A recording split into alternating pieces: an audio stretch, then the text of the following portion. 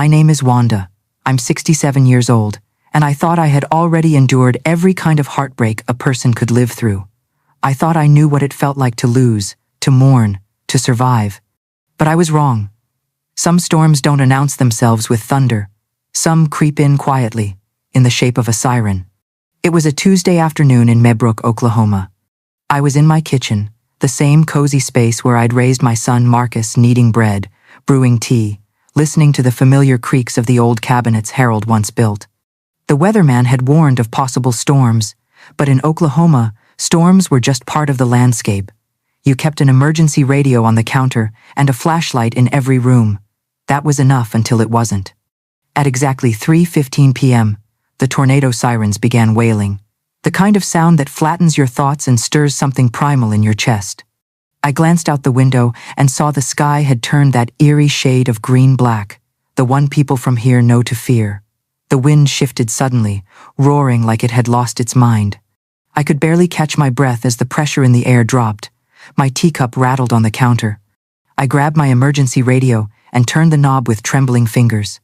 A voice crackled. Large tornado on the ground, headed northeast. Estimated impact in Mebrooke subdivision within 10 minutes. That was my neighborhood. That was me. Panic doesn't come in screams. It comes in stillness, in a kind of tunnel vision. I reached for the things that had defined my life. Harold's worn old sweater, Marcus's baby pictures, our wedding photo in the silver frame that hadn't left my dresser in 43 years. I stuffed them in a suitcase, along with our marriage certificate, my mother's pearls, and the deed to the house. That was all I had time for. A lifetime reduced to what could fit in one bag. The basement was colder than usual, not just in temperature, but in finality. I huddled in the far corner, clutching Harold's sweater to my chest, and listened to what sounded like a freight train barreling through my life. I could hear the walls screaming, the roof moaning in defiance before surrendering, then silence. A silence so deep and complete, it felt like standing at the bottom of an empty well. When I climbed the basement steps, my legs almost gave out beneath me. There was no ceiling, just blue sky and chaos. My living room gone, my kitchen scattered. The table where Marcus once did his math homework was wedged into the frame of the garage. My rose garden, the one I'd loved like a second child, was shredded. Debris lay like confetti after a cruel celebration. And I stood there in Harold's sweater, ankle deep in what used to be my life, and cried for the first time since his funeral 8 years ago. The neighbors were kind. The ones who still had roofs brought blankets and casseroles, and sweet Mrs. Patterson from next door insisted I stay with her. But her own place was damaged, and she had grandchildren sleeping on every couch cushion. The Red Cross offered a cot at the local high school gym, but the thought of sleeping under fluorescent lights among strangers made me feel more lost than I already was. So I did the only thing I could think of. I called Marcus. He lived 45 minutes away in Tulsa, in one of those leafy neighborhoods where all the houses look like magazine covers. He had a good job, regional manager at an insurance firm. We weren't close, not the way mothers and sons are supposed to be, but he was all I had left. Mrs. Patterson let me use her landline. My cell was buried under what used to be my bedroom. As I dialed Marcus's number 1, I hadn't called in over a year. My hands trembled. I could hear my pulse in my ears. "Marcus, honey, it's Mom." "Mom? What's wrong?" he said, alarmed. "The tornado." I paused, swallowing the tightness in my throat. "It hit the house. It's gone. Everything's gone." He paused, a silence that stretched just a beat too long. "Are you hurt?" "No, I'm okay, but I need a place to stay, just for a while, temporarily." There was another pause, but then he said the words that made me exhale for the first time in hours. "Of course, Mom. Come over. We'll figure this out." The next day, I walked through the wreckage with the insurance adjuster, a boy who looked like he should still be in high school. He scribbled notes while I stood among the splinters of my kitchen cabinets and broken dishes. "Total loss," he muttered, snapping photos like I was just another claim number. "How much?" I asked. "With depreciation, maybe $90,000, he replied. $90,000 for a life built across 4 decades. I felt like laughing, or maybe screaming, but I just nodded, numb. Mrs. Patterson helped me load what little I had into her car. 3 garbage bags of clothing soaked in mud, a warped suitcase of documents and photographs, and Harold's old toolbox that had somehow survived intact. It wasn't enough to build a life, but it was all I had. The drive to Marcus's house felt surreal, like I was trespassing into a world that had no idea what disaster looked like. Gas stations and diners we used to frequent flashed by like ghosts. When I pulled up to his pristine colonial with the red door and white shutters, I sat in the driveway for a long time, gathering my courage.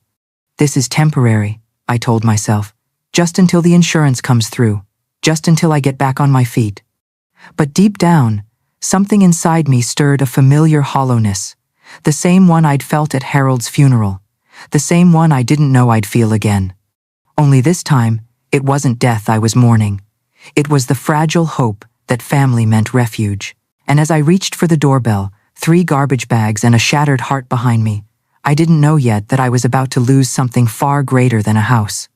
I was about to lose my place in the world. Marcus opened the front door before I could knock, like he'd been watching for me from the window. For a moment, seeing his familiar face, the shape of Harold's eyes, the tilt of my own chin, made me believe things might be okay. He was my son, my only child. Surely, after everything, blood still meant something. "Mom," he said, stepping aside to let me in. His voice was flat, polite, not warm, not cruel, just neutral. I stepped inside, feeling instantly out of place. Their entryway was pristine. White tile floors so clean they reflected the overhead lights, a delicate console table with an abstract sculpture and a small vase of fresh lilies. My 3 garbage bags, muddy, sagging, reeking of earth and rain, looked like they had no right to exist in such a place. Sophia appeared almost instantly, like a stage cue. She was dressed in white jeans and a silk blouse that shimmered with effortless wealth. Her blonde hair was pulled into a bun so perfectly messy it must have taken 30 minutes to style. She gave me a tight smile that didn't reach her eyes. "Wanda, how awful about your house," she said. Her eyes lingered not on me, but on the bags in my hands. Marcus told me what happened. I mumbled thanks and set the bags down.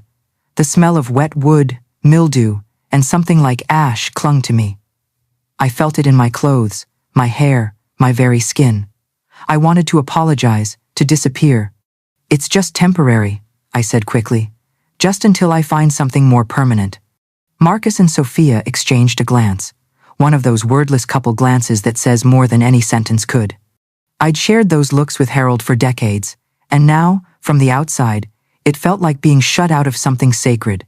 "Let's sit down," Marcus said, leading me into the living room. Their house looked like something from a catalog, white couches that looked untouched, a glass coffee table displaying expensive art books, not a single coaster out of place. Windows so clear they seemed invisible. There were no signs of life, no clutter, no photos of family, not even a throw pillow askew. I perched awkwardly on the edge of the couch.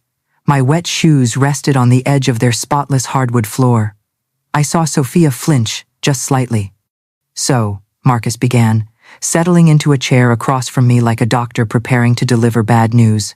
"What's the plan?" Not a hug, not a, "How are you feeling?" Just business, just strategy. "I spoke with the insurance adjuster," I said, trying to keep my voice even. "It'll be a few weeks, maybe a month. Then I'll find a small apartment." Sophia reached out and touched Marcus's arm, a supportive gesture on the surface, but I saw the shift in him. His shoulders squared, his face hardened, just a fraction. "Mom," Marcus said carefully, "Sophia and I have been talking, and, well, we really value our privacy here." My heart sank. "We work long hours," Sophia chimed in.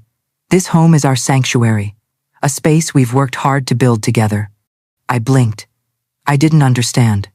"I wouldn't be in your way," I said, my voice trembling. "I'd stay in the guest room. I'd help with cooking, cleaning. I wouldn't be any trouble." Sophia leaned in, her smile still glued in place. "It's not about being trouble, Wanda. It's about rhythm. We're still adjusting as a couple. And we think you'd be more comfortable in a space of your own." "I'm his mother," I said, the words sharp before I could soften them. "Of course," she replied smoothly. "And that's why we think you'd be happier somewhere else. Somewhere with your own kitchen, your own space." I looked at Marcus, begging him, silently, to step in. To remember every scraped knee I'd bandaged, every fever I'd stayed up all night nursing, every time I'd sold my own jewelry to pay for his textbooks. Instead, he nodded. "Sophia's right, Mom. We just think it's better this way. Healthier." Healthier? I actually felt something twist in my chest. My throat burned. "Healthier?" I repeated, barely recognizing my own voice. "I lost everything. And you think I'd be happier alone, in some motel room?" "It doesn't have to be a motel," Sophia said, chipper. "There are lovely extended stay suites near the mall, very clean.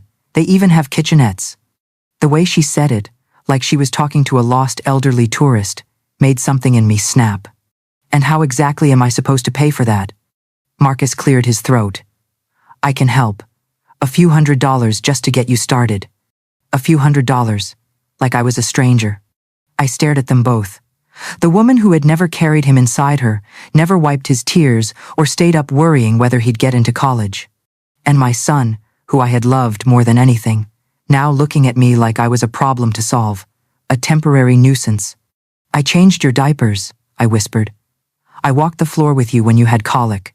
I stayed up sewing your Halloween costumes and held you through every heartbreak, including your divorce. And now I'm being offered a few $100s like some distant cousin you barely know." Sophia folded her hands in her lap. "We just think boundaries are important."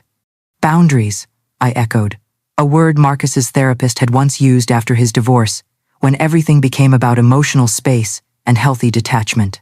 Now it was being used as a cage to lock me out. "So you're kicking me out?" "We're not kicking you out," Marcus said quickly. "We're just asking you to consider what's best for everyone." "What would be best," I said, standing slowly, "is if your mother didn't have to sleep in her car tonight." Sophia's smile faltered. "You don't have to sleep in your car, Wanda. There are options." "Always options," I snapped. I looked around their perfect house, their perfect lives, their boundary-marked sanctuary that had no room for me. I picked up my garbage bags. Marcus opened his mouth, perhaps to protest. "I'll call you in a few days," he offered weakly. "Once you're settled." I looked at him, really looked at him. "Don't bother," I said. "I wouldn't want to intrude on your peace." Sophia looked down. Marcus didn't move. I walked out, each step heavier than the last. I sat in the borrowed car for a long time. Through their front window, I could see them talking, probably congratulating themselves for handling it well. I was not angry. Not yet. I was something else. Something worse. I was nothing to them. And as I started the engine and pulled away from the house my son had chosen over me, I didn't know where I was going, but I knew one thing. It wouldn't be back there.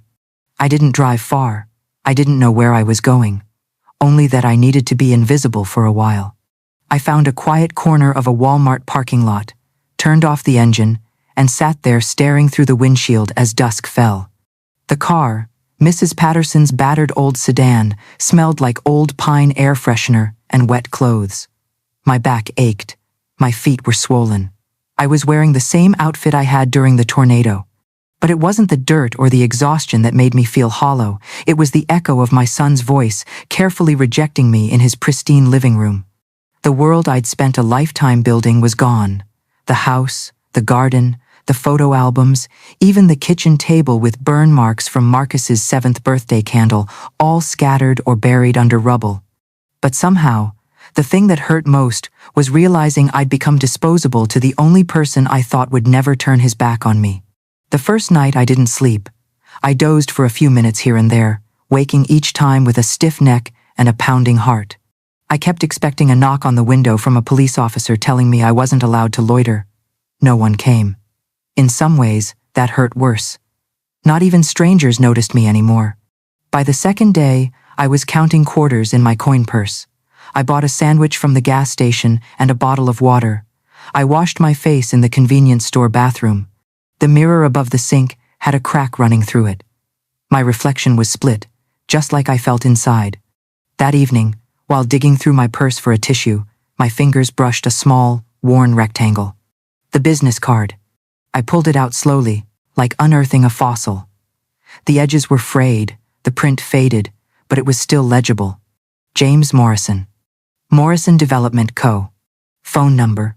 City. State. I turned it over. On the back, in teenage handwriting that had somehow survived 5 decades, I had written, "Always remember W." I'd been 17 when I wrote that. Just a girl who believed in forever, who believed that the boy she kissed by the old quarry would come back for her one day. James had promised he would. He'd said he'd build something big, something real, and then return to marry me. But life doesn't wait on teenage dreams. He went to California for college. I stayed behind, took secretarial classes, and met Harold. Steady Harold, safe Harold. We married after 4 months. I never heard from James again except for one final letter that came too late, postmarked weeks after my wedding. I never wrote back. But I never threw away the card. I stared at it now, sitting in the car with 3 garbage bags of what remained of my life, wondering if the number still worked. Wondering if James Morrison still existed, or if he had long since become just another ghost in my story. 3 more days passed. I moved between parking lots, Target, Home Depot, a 24-hour diner, trying not to stay too long in one place. I used gas station bathrooms to wash. I slept curled in the front seat. I prayed it wouldn't rain. By the 4th morning, something inside me cracked. I was tired of pretending to be strong. Tired of pretending I had options. My back throbbed. My pride had splintered. I hadn't eaten anything warm in days. I sat in the McDonald's parking lot, clutching the business card like it was a lifeline, my hands trembling. What would I even say? "Hi James, it's Wanda. I'm 67 and homeless. Wanna grab coffee?" The number probably didn't work. Maybe it had been disconnected years ago. Or worse, maybe someone else would answer. Someone younger, more beautiful. Someone who had been in his life for the past 50 years while I clung to a piece of paper and a fantasy. But my fingers moved anyway. 1 ring. 2. Then a voice. Deep, warm, slightly gravelly. "Morrison Development. This is James." My breath caught. It was him. For a moment, I considered hanging up. But then I heard something in his tone: familiarity, kindness, and the dam broke. "James, this is Wanda. Wanda Sullivan. Well, it's Peterson now." Silence. A pause so long I thought maybe the line had gone dead. Then, Wanda. Just my name, spoken like an exhale, like a memory come alive. I rushed into it, words tumbling out. "I'm sorry to call you like this. It's been so long I shouldn't be calling. I just didn't know who else. My house is gone. The tornado hit. I have nowhere to go. My son," he said, "they need their privacy. And I—" "Where are you?" he interrupted. His voice had shifted, sharper now, concerned. "A McDonald's parking lot off Route 75, I said, ashamed. "Tell me the address. I'm coming to get you." No, I said quickly. "That's not why I called. I needed to hear a voice that wasn't cold." "Tell me, Wanda," he said again, his voice gentler now. "Please, I'm already walking to my car." I gave him the address. I wanted to say, "I'm not the girl you remember. I'm tired, broken, older, worn out." But before I could, he said quietly, "Neither am I, but I've been waiting 50 years for this call." We hung up. For 2 hours, I sat in that parking lot, alternating between wild hope and absolute panic. What was I doing? This was insane. He would take one look at me and regret answering. But at exactly 11:37 a.m., a silver Lexus pulled in. I knew it was him before he even opened the door.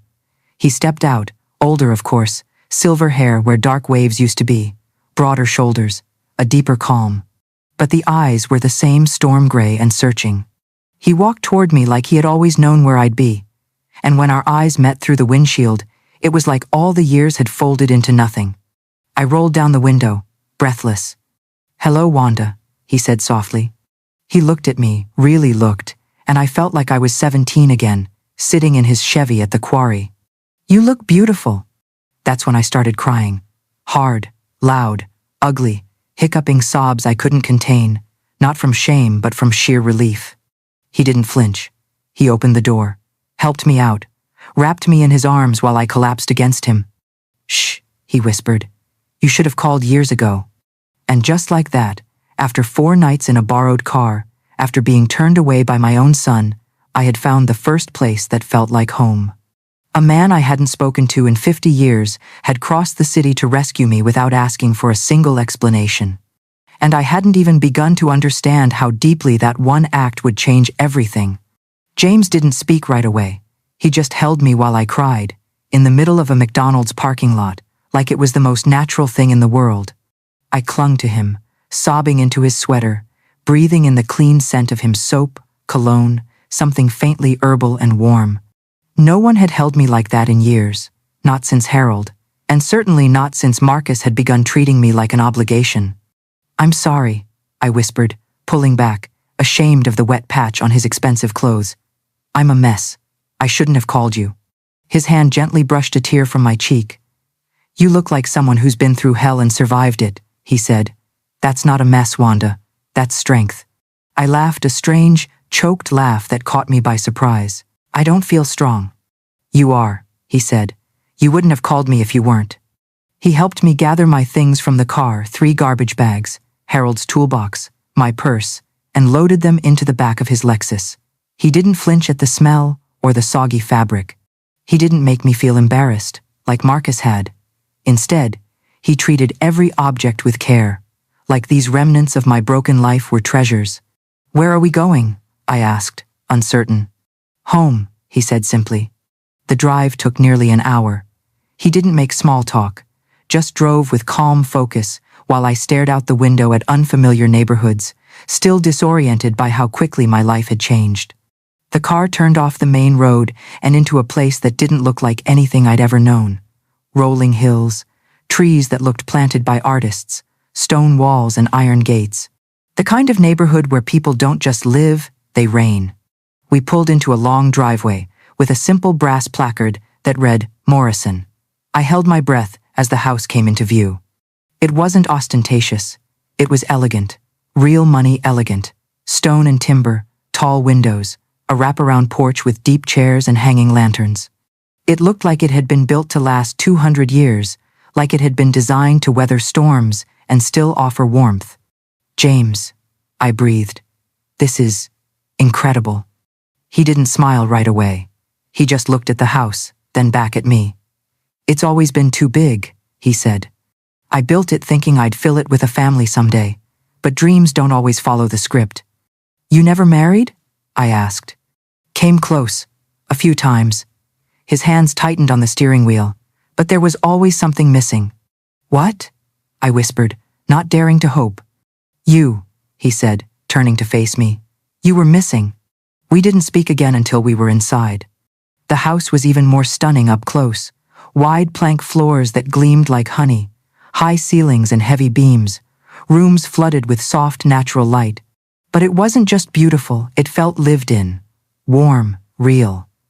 There were books on side tables, soft throw blankets, framed photos on mantels, not the kind of place that's staged for guests. The kind of place that's been loved. "Are you hungry?" James asked. "I was about to make lunch when you called." I nodded, and suddenly realized I was ravenous. I hadn't had a hot meal in days. "I don't want to be trouble," I began. "Stop," he said firmly, smiling now. "You're not trouble.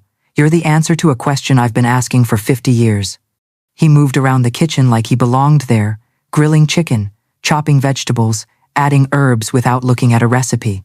While he cooked, I wandered quietly through the space, taking in the details, his life, his success. There were photos of him at business ribbon cuttings, charity galas, with smiling men in suits. A few women, too elegant, poised. None of them were me, and none of them looked like they truly belonged. He placed a plate in front of me, grilled chicken with roasted carrots and rosemary potatoes. "Tell me about your life," he said. "Tell me everything I missed." So I did.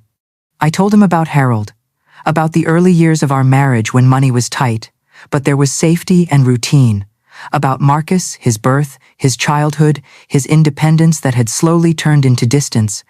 I told him about the small joys, my garden, my book club, baking cookies for church fundraisers, and I told him about the tornado, the ruin, the rejection. I didn't sugarcoat any of it. James listened without interrupting. His eyes never left mine. Not once did he look bored or distracted. And when I finished, When I finally ran out of words, he said simply, "I'm sorry. About Harold. About your house. About Marcus. But I'm not sorry you called me." "Why?" I asked. He reached across the table and took my hand in his. His palm was warm, calloused in a way that spoke of a man who built things, not just delegated them. "Because I never stopped loving you." My breath caught. "James. I know it sounds crazy. 50 years, we're not kids anymore. We've both lived entire lives. But when I heard your voice this morning, it was like something inside me clicked back into place. Like the universe finally came full circle." I stared at our hands, his, steady and confident, mine, veined and worn with age and grief. "I'm not the girl you remember." "No," he said softly. "You're better. You've lived. You've survived. That girl had dreams. But you—" He lifted my hand and pressed a kiss to my knuckles. "You're the woman those dreams turned into." A silence settled between us, warm and full of things unspoken. After lunch, he showed me to the guest wing. Not a guest room, a guest wing. A bedroom larger than my old living room. A bathroom with a marble tub that looked like something out of a hotel. And a sunlit sitting room that overlooked the garden. I didn't know what to say. I felt like an imposter in someone else's dream. "Rest," he said gently. "You're safe now." He left me there, and I sat on the edge of the bed, staring at the smooth white comforter, the tray of fresh towels, the vase of yellow tulips on the nightstand. It had been 5 days since the tornado, 4 nights in a car, 1 phone call, and here I was, wrapped in warmth, held by a man who still saw the 17-year-old girl I used to be and respected the woman I had become. That night, I slept deeper than I had in years, and for the first time, since the sirens had begun wailing, I dreamed, not of the past, but of a future I never thought I'd get to have. The first week at James's house felt like living in a luxury hotel, a quiet, peaceful hotel where someone had decided to spoil me without making a show of it. I kept to the guest wing, unsure of what I was allowed to touch or how much space I could take up. The bathroom alone was the size of my old bedroom, with a bathtub large enough for 2 people and fluffy white towels that smelled of lavender and money. James gave me space. He didn't hover. But every day, there was something waiting: a tray with hot tea, fresh fruit in a blue ceramic bowl, a novel left on the side table, its corner folded to the first chapter. Nothing was said, but everything was offered. By the 3rd morning, I found myself waking up before the alarm, drawn to the smell of coffee and something sweet from the kitchen. I padded down the hallway barefoot, unsure if it was okay to just appear. But James smiled when he saw me. "You like cinnamon rolls?" he asked. "I haven't had one in years," I said. He poured me a cup of coffee and slid a warm roll onto a plate. No pretense, no awkwardness, just kindness, wrapped in sugar and dough. We began to fall into a rhythm. Morning coffee together on the back porch, him reading financial reports while I watched the birds fight over the feeder. Afternoon walks around the garden paths. He designed himself paths with wildflowers and vines that hadn't been manicured into submission. In the evenings, we'd sit by the fireplace and talk. No distractions, no television humming in the background, just our voices, bridging 50 years of silence.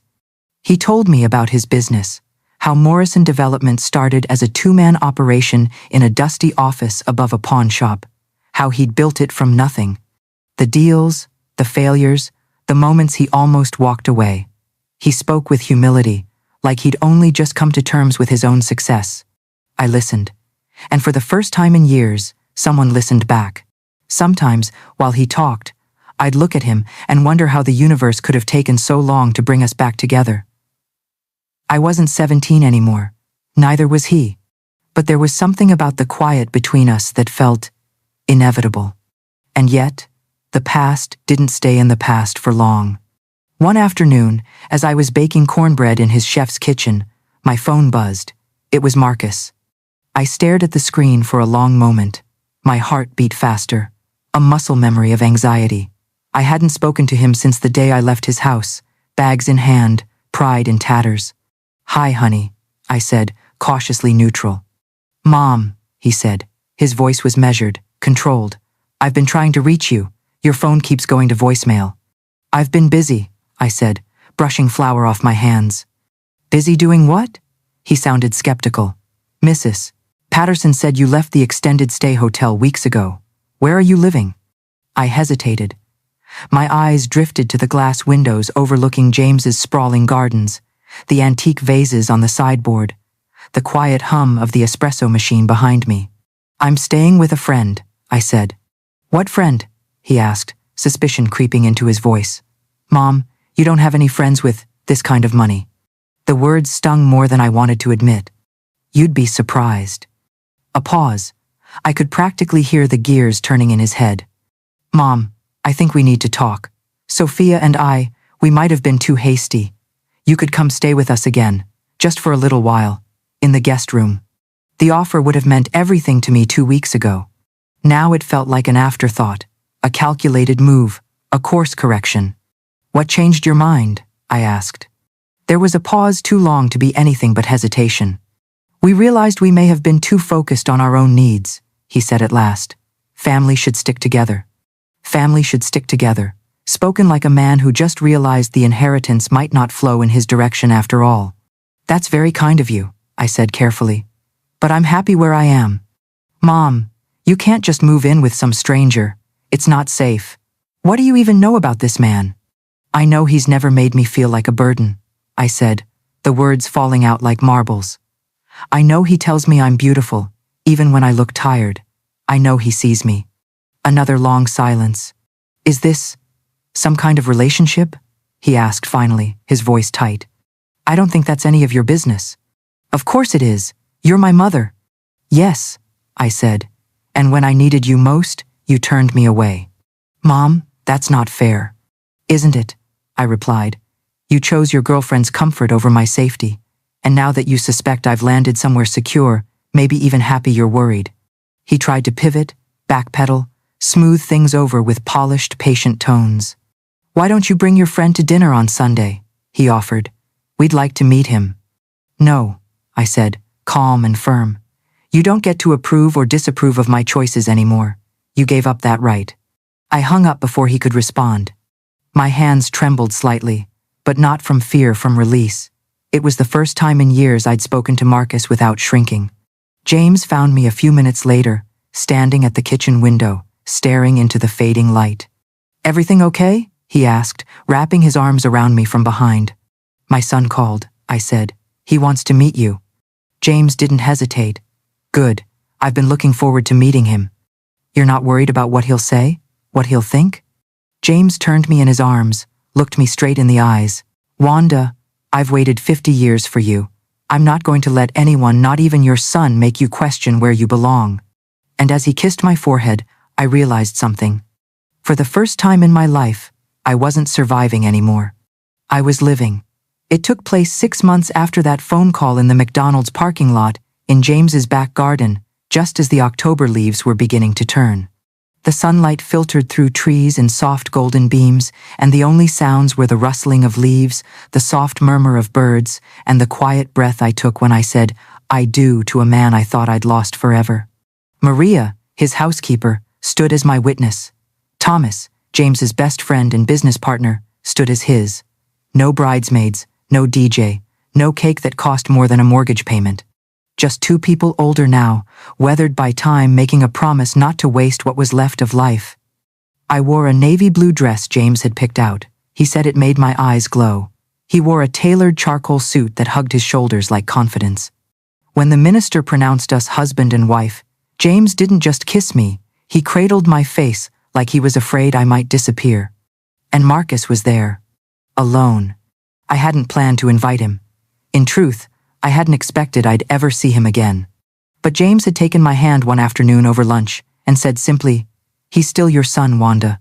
If you don't give him a chance to do right, you might regret it later. So I'd called Marcus. We're getting married, I said. October 15th at 2 o'clock. You're welcome to come, but Sophia isn't invited. The pause was long.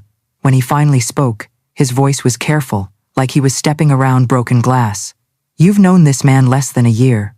I knew your father even less than that when I married him. That was different. You were young. Yes, I said, and I did what I thought I was supposed to do. This time, I'm doing what I want. He showed up in a tailored gray suit, his hair styled, his face unreadable. He shook James's hand, smiled at Maria, sat through the ceremony with polite restraint, but I saw his eyes scanning the house, the grounds, the subtle luxury of everything around him. He wasn't there to celebrate. He was there to evaluate. After the ceremony, we gathered around the long dining table for a small lunch. Maria had prepared roasted chicken with thyme, fresh vegetables, and baked apples. Simple, comforting. I'd helped slice the apples that morning, and when James had caught me humming to myself in the kitchen, he'd kissed the back of my neck and whispered, "I love that sound." Marcus cleared his throat over dessert. "So James," he began casually, "Mom says you're in development. That must be lucrative." James's smile didn't waver, but I saw the way his eyes sharpened, cool, assessing, the way a man who's negotiated million-dollar deals responds to a probe. "It has its moments," he said mildly. "I work in insurance, mostly commercial properties. Maybe there's some synergy there. We should talk sometime." "Perhaps," James replied. And then he changed the subject. But Marcus wasn't done. Over the following weeks, he called more frequently than he had in the last 5 years. At first, it was framed in concern. "How are you feeling, Mom? Are you settling in okay?" But somehow, every conversation drifted toward James. What kind of business model does he use? What's his company structure like? Has he thought about expansion into Kansas? Each question was dressed in small talk, but the pattern was clear. This wasn't curiosity. This was reconnaissance. Worse still was watching him at our Sunday dinners. Marcus would laugh too loud, compliment too often, retell old stories that painted him as the doting son. James would listen, polite but quiet. Under the table, he would reach for my hand and squeeze it gently, a silent signal. "I see it too." Sophia never called, but she sent gifts. A silk scarf in a box tied with gold ribbon, a basket of gourmet teas, a French candle in a glass jar that smelled like rose and clove. Each one came with a card. "So happy you found joy again. Wishing you peace and love in this new chapter. Let's start fresh." "She's trying to buy her way back in," James said one evening as I opened a parcel to find a hand-painted ceramic bowl wrapped in tissue paper. "I know," I replied, setting the bowl gently on the counter. "But what exactly does she think she's buying?" We found out 3 months later. Marcus called while James was out at a business dinner. His voice was too even, too calm. "Mom," he said, "I need to ask you something, and I hope you won't take this the wrong way." I felt it instantly, the shift, the calculation. "What is it? Have you and James talked about the future? I mean legally, about what happens to his assets?" I went cold. "Marcus," I said slowly, "that's not your business." "Of course it is. You're my mother. I just want to make sure you're protected, that if something happens to him, you're not left with nothing. His partners, his legal team, they might not have your best interests in mind." I took a breath. My hands were shaking. "The last time I needed help, you turned me away." "Mom, that's not fair." "It's more than fair," I said sharply. "And now that I'm not living in a shelter, now that I'm married to a man who owns a house with a private drive, now you're concerned?" There was a beat of silence. Then he said, "I just want to make sure you're safe." "No, Marcus," I said. "You want to make sure you're not excluded." I hung up. And for the first time, I didn't feel guilt. I felt clarity. When James returned home, I told him everything. He didn't get angry, not exactly, but something in him hardened. "I think it's time we had a proper conversation with your son," he said. "You want to invite them here?" He nodded. "Dinner. Just the 4 of us. It's time to draw the line." 2 weeks later, they arrived. Marcus in a designer jacket, Sophia in something sleek and expensive, with an apologetic smile already plastered on her face. Dinner was polite, too polite. Maria had prepared lemon chicken, wild rice, and asparagus with hollandaise. We talked about the weather, local politics, absolutely nothing that mattered. But once dessert was cleared, James leaned back in his chair, folded his hands, and looked directly at them. "I want to talk to you both about Wanda," he said. His voice was calm, measured, but unmistakably firm. Marcus blinked. "Okay. You've shown renewed interest in her life, Her well-being, her finances. It's been noted. Sophia sat straighter. We just care. James raised a hand. Please let me finish. The room went still. I want to be clear. Wanda doesn't need your approval. She doesn't need your concern, your gifts, or your oversight. What she needs and has always deserved is your love, your presence, your respect. And unfortunately, until recently, she's been denied all three. Marcus flushed. That's not true. It is, James said. She came to you when she had nothing, and you sent her away. Sophia looked down. Marcus's jaw clenched. If your interest in her now is genuine, then you're welcome here. But if you're here because you see a bank account instead of a mother, if this is about money, about inheritance, about what might be left behind, you are wasting our time. Silence settled like fog. James stood. You can think about what kind of relationship you want with Wanda. And then, if you choose to return not for opportunity, but for love, our door will be open. Marcus didn't speak. Sophia's eyes shimmered, but she said nothing either. They left without dessert. And James and I stood in the doorway of that beautiful house, holding hands, watching their car vanish down the drive. He turned to me, brushing a strand of hair from my face. I won't let anyone make you feel small again, he said. And I believed him. 8 months have passed since that dinner. Marcus still calls sometimes less often than before, but when he does, it feels different. Less performance, more truth. He asks about my garden, about the books I'm reading. He tells me about his job, about the dog he and Sophia finally adopted. He doesn't ask about James's business anymore. Sophia has stopped sending gifts. And maybe that's for the best. I don't know if I'll ever have the relationship with Marcus I once dreamed of. But we're building something more honest now. There are no illusions, no unspoken debts, just a cautious bridge stretching across years of silence and misunderstanding. Maybe that's enough. This morning, I woke up in James's arms, in our bedroom, in our home. The light streamed through the windows and fell across the hardwood floors in gentle ribbons. The scent of fresh coffee floated in from the kitchen, his quiet morning ritual.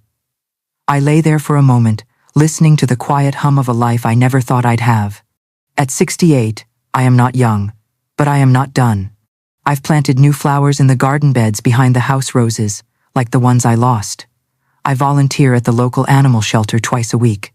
I've even joined a small book club with other women my age who wear wide-brimmed hats and drink wine in the middle of the day without apology. James reads the paper in the mornings and still kisses me on the forehead like it's the first time. He tells me I'm beautiful even when I forget to dye my roots. And when he holds my hand, I don't feel old. I feel seen. Sometimes, at night, I still dream of the tornado, the wind, the roar, the moment the sky peeled open. But now, the dream always ends the same way. James, stepping from the storm with his arms outstretched, as if he's been waiting for me all along. I've come to believe that destruction isn't always an ending. Sometimes it's a clearing. A violent, uninvited grace that tears down the things you no longer need so you can finally see what's been waiting behind them. That old business card is framed now. It sits on James's desk in his study, the faded ink barely legible. James Morrison, Morrison Development. On the back, the handwriting of a girl who once believed in impossible promises. Always remember, W. I had forgotten that girl. I thought she was buried somewhere under years of responsibility, grief, and silent sacrifice. But she was here all along. And James? He remembered her. I never stopped waiting, he said to me once. Some loves don't fade. They just wait for their time. If you had told me a year ago that I would be living here, loved like this, growing roses again and waking up to laughter, I wouldn't have believed you.